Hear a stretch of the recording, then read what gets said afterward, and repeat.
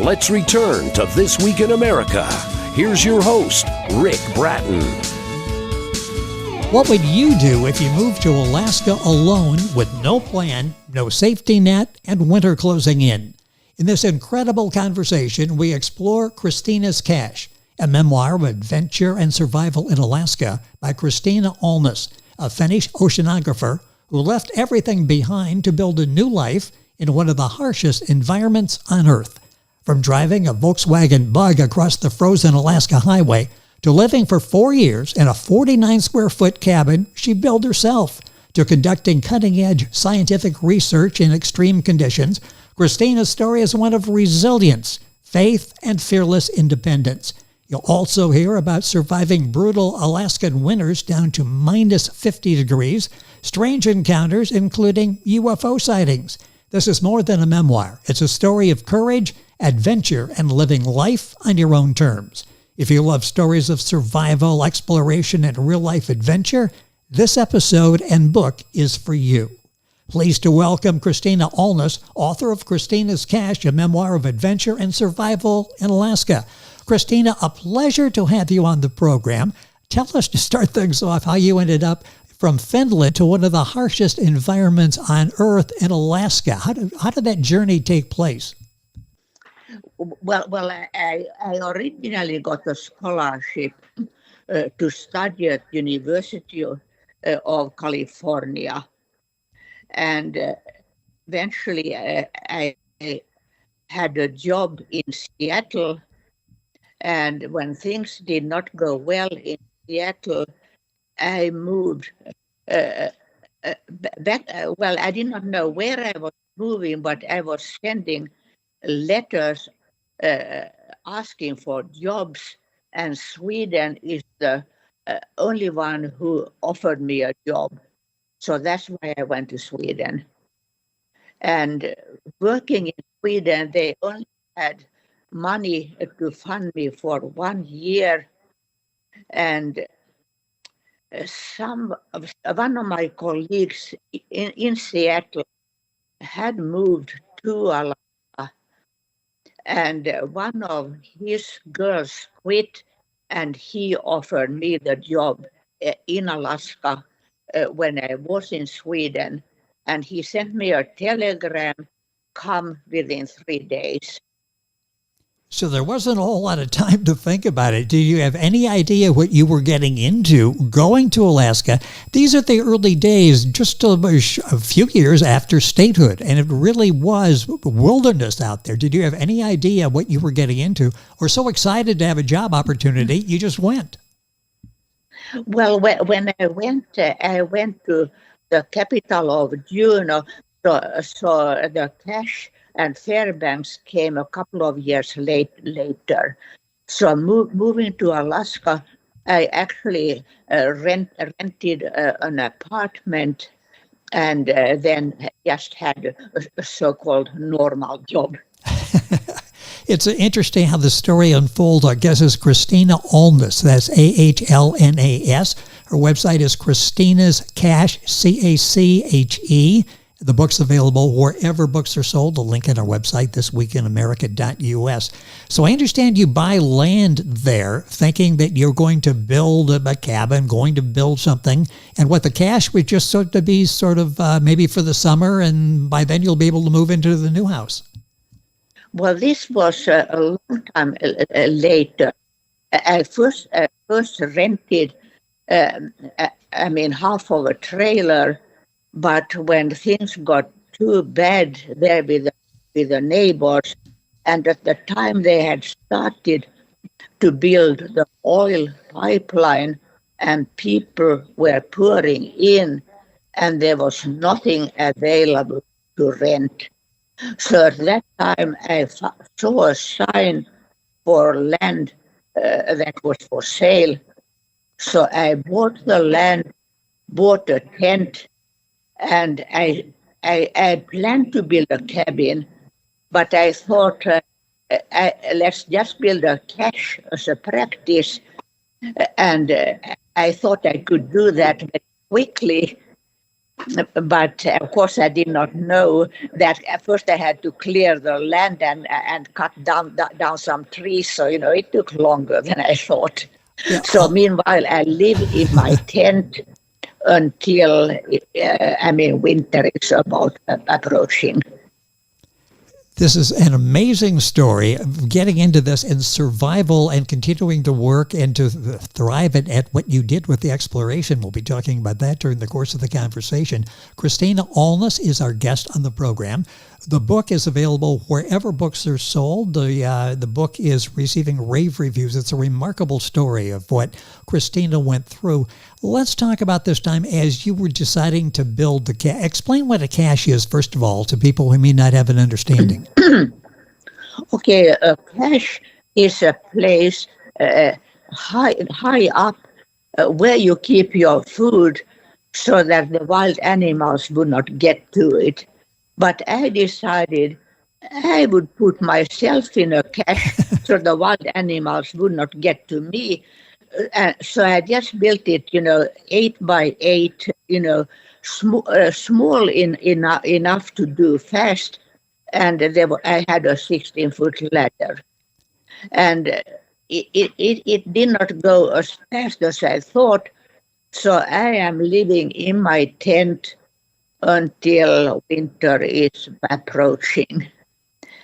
So I am finishing my roof with a headlight because it's getting dark, and I got the roof just about finished when the snow fell. It's just an amazing story. You're fighting the elements there and trying to get this done, a project that ended up taking much longer than originally anticipated. I want to talk about that 16-foot ladder. We see that on the cover of the book. Talk about that. That looks rather precarious. Were there ever times when you took a tumble off the ladder? Well, you don't see the 16-foot ladder on the present cover. It was only on the original cover. So what you see on the present cover is my staircase that people did not really believe that I built myself.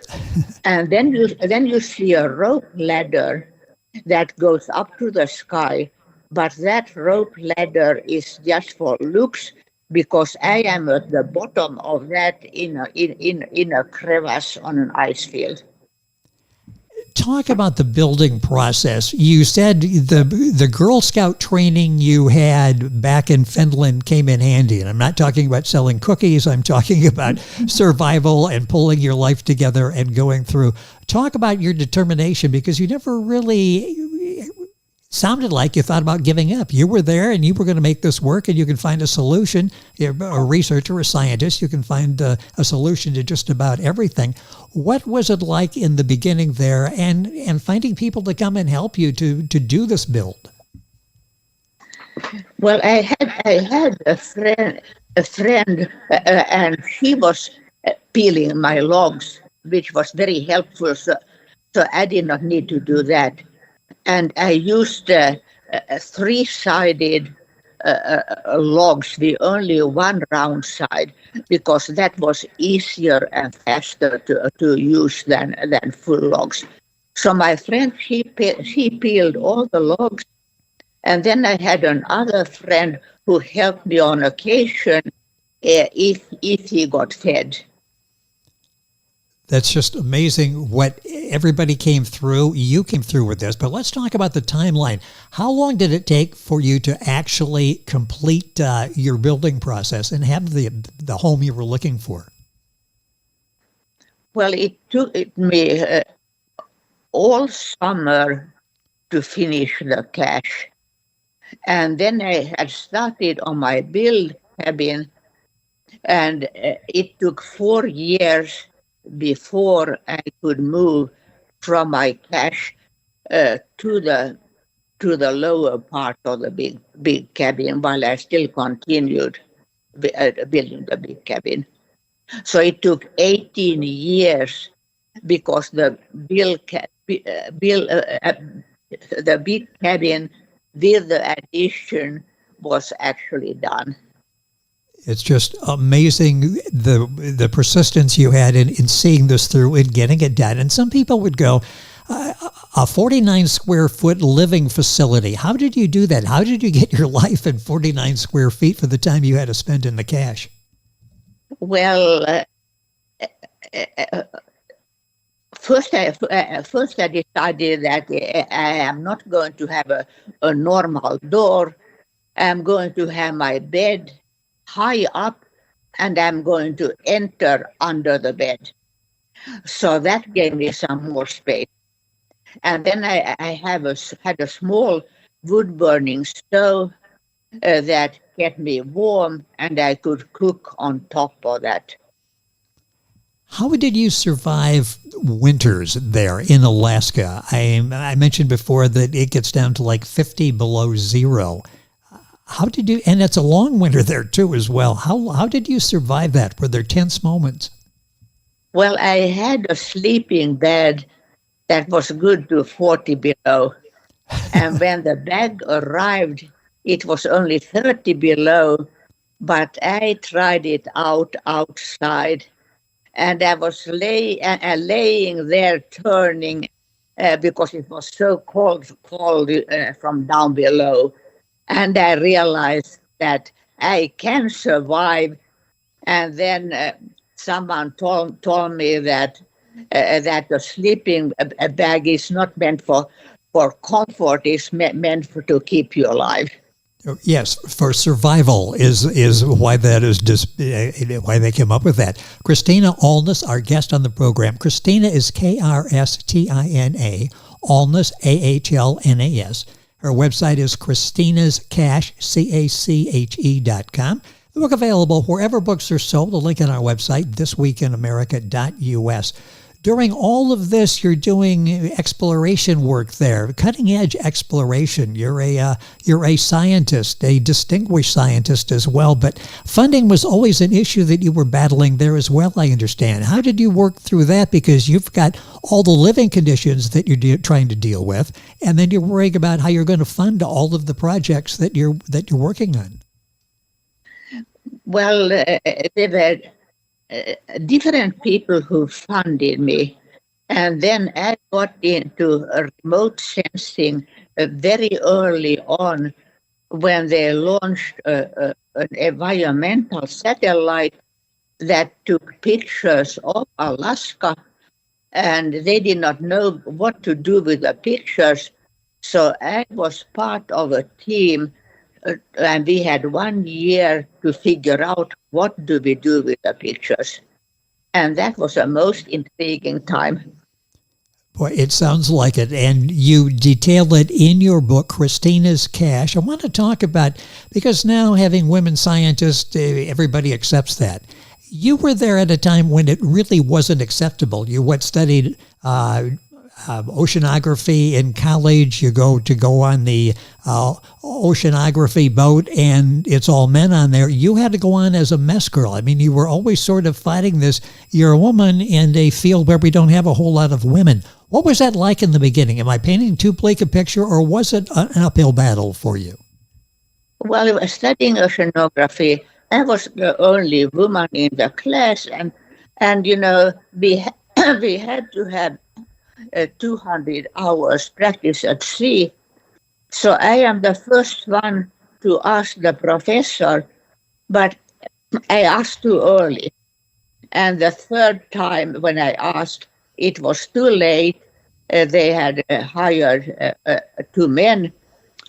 So then the student job service, they only had waitress jobs. And I asked, don't you have, because I did not want to be a waitress. So I said, don't you have anything else? So they had a job that they felt was so bad that they didn't want to mention it. And that was mess girl. That is someone who washes dishes yes. on the oceanography ship. And I thought, wow, how lucky can I be? I get on the oceanography ship anyway. So the working day was 10 hours, but on my spare time, then I was permitted to do some analyze samples in the lab on board the ship. So you were able to practice what you studied, and came to the United States on a Fulbright scholarship. So Kristina's got credentials in science and has been, again, at the cutting edge of many scientific explorations and discoveries during the course of her career. In Alaska, talk about the brutal weather there. I mentioned driving the Volkswagen, which was not winterized across the highway. I mean, you do things differently living in Alaska. Did you ever? Well, you were there 50 years, I guess. Were you ever comfortable there, adapting to what the climate was in Alaska? Oh yeah, it's similar to Finland, but in Finland they had public transportation.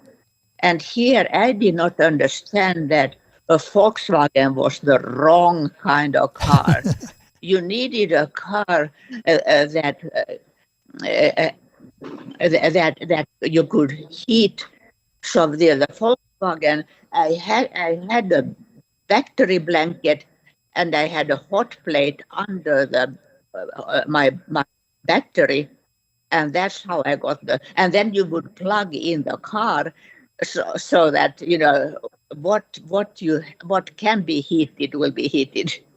It's just an amazing story, a story of independence. And I want to go back and talk about growing up in Finland. Where did this streak of independence come from? I mean, you were not relying on a whole lot of people. You relied on yourself and your skills and your intelligence to get you through.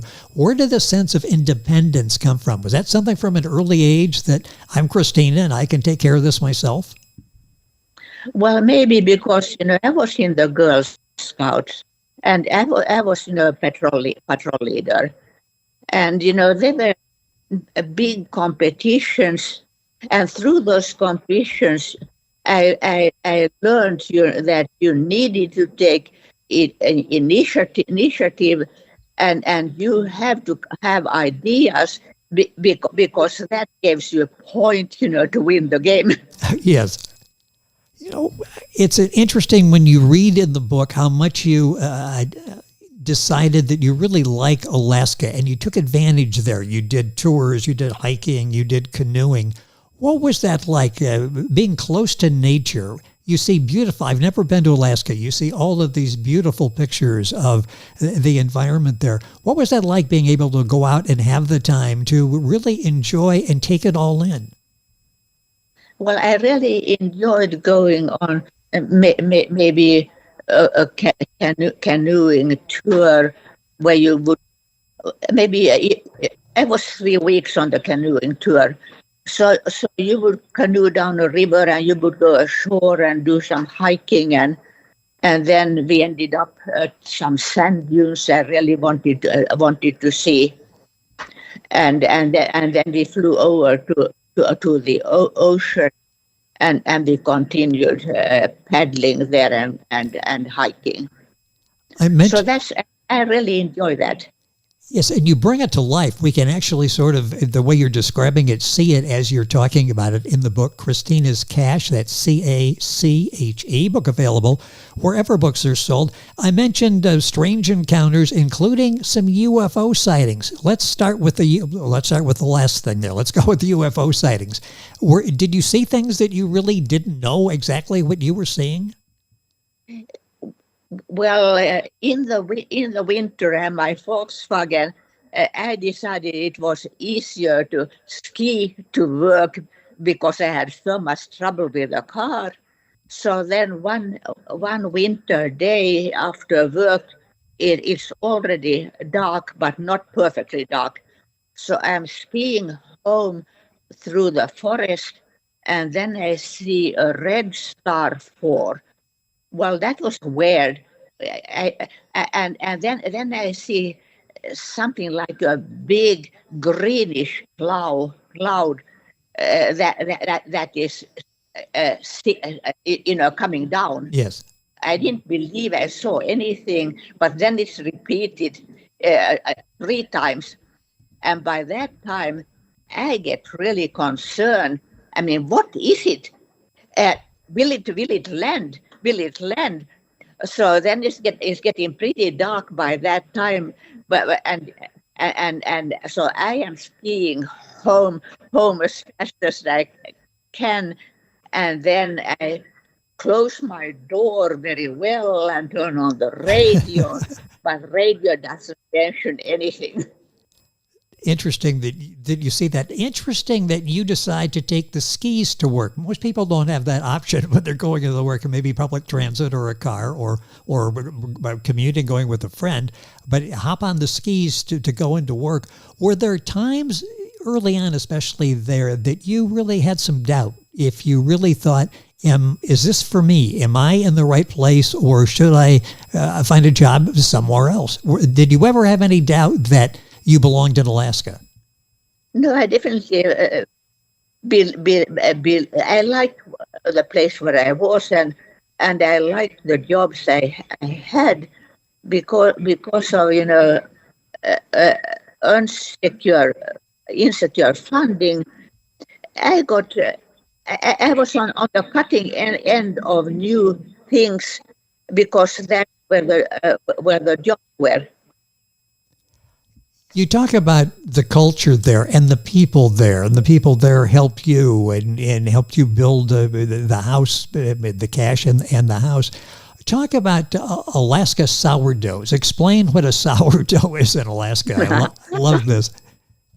Well, people say that a sourdough is someone who has no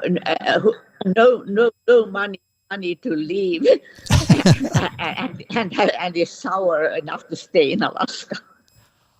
This book started, as I understand, what you were sending some stories from Alaska back to a newspaper in Finland, and out of that came this book, the English edition of the book, Kristina's Cache. Is that how that started? You were just telling your story and sending it back to a newspaper, and all of a sudden this book came about. Yeah. So when I was in Douglas, I ended because I lost my job was gone, and I ended up volunteering on the Juneau ice field, and things happened there. So I thought that was a good story.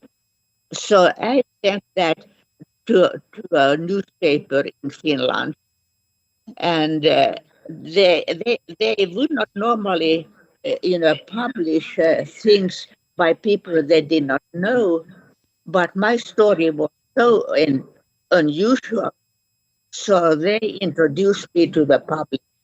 And then after that, I could send them more stories, and then with all those stories, well, then and I knew people read them. So then next step was to publish a book in Finland. So I wrote it in Swedish first for Finland, and then moving to here, I rewrote it in English. And the book is receiving rave reviews. What response are you getting? People are enjoying the adventure.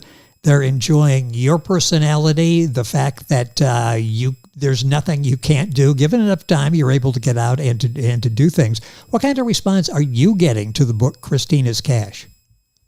Well, it has got 2 awards which are on the present cover, and one is U.S. Review of Books recommended, and the other is a notable book. So both of those rewards are on the book. And receiving excellent reviews from the professional reviewers and from the people who have read the book and really enjoyed them. Yes, the book is available wherever books are sold. Kristina holding up a cover of the new book, and it's available get all the information at Kristina's website, kristinascache.com. Cache is CACHE.com. What is life like for you now? You're living in the mainland, down in the main states, down in South Carolina. What's it like adjusting to like a normal life down here where you couldn't ski to work if you wanted to? Well, I can still have a garden here, and I like that. And here, I enjoy all the trees that start to bloom, when spring is coming. Oh, yes, the change in scenery. How long, I got a couple minutes left here. How long is winter in Alaska? I get the impression it's long, it's cold, it's brutal. Is that accurate? It depends on where you are. If you are in Douglas, where I started out, it took a while because it rained a lot, but there were mountains and they got snow, and you had a downhill ski area there.